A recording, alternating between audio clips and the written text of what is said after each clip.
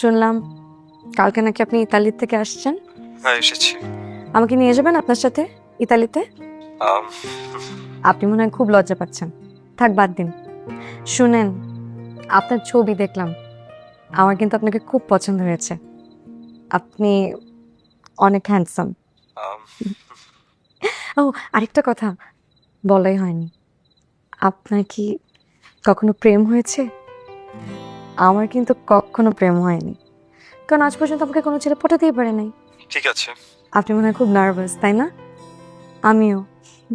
আচ্ছা রাখি।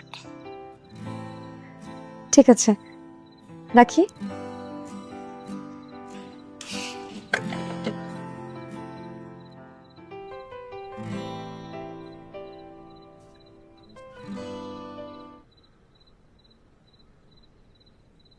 আমার একটা পছন্দের গান আছে, গাইতে পারবেন?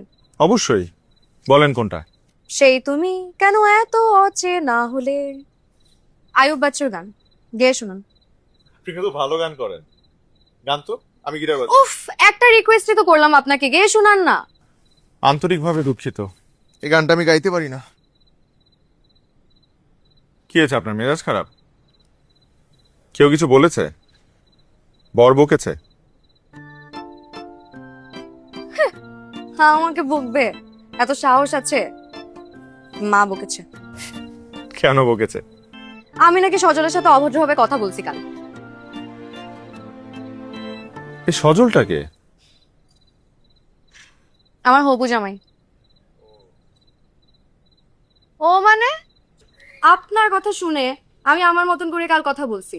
এখন আমাকে সবাই বলে আমি নাকি সজলের সাথে ভালো ব্যবহার করি নাই। ঠিকই তো করেছেন। সারা জীবন যার সাথে কাটাবেন তার কাছে কেন নিজেকে লুকাবেন? আপনি যেমন সেভাবেই তার আপনাকে মেনে নিতে হবে, নাহলে কি বাকিটা জীবন অভিনয় করে যাবেন? তাই তো, দেখছেন আপনি কি সুন্দর করে বুঝছেন ব্যাপারটা, অথচ আমাকে কেউ বুঝেই না। এই কারণে তো আপনার সাথে কথা বলে এত আরাম লাগে।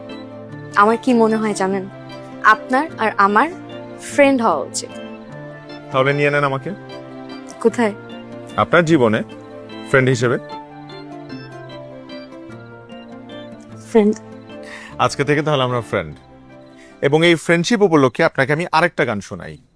আরেকটা কেন? আমি না বললাম সেই তুমি কেন এত অচেনা হলে। রিমঝিম রিমঝিম আরেকদিন শুনবো। আসি ফ্রেন্ড।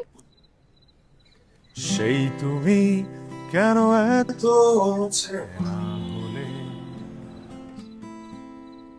সেই আমি কেন তোমাকে দুঃখ দিলে,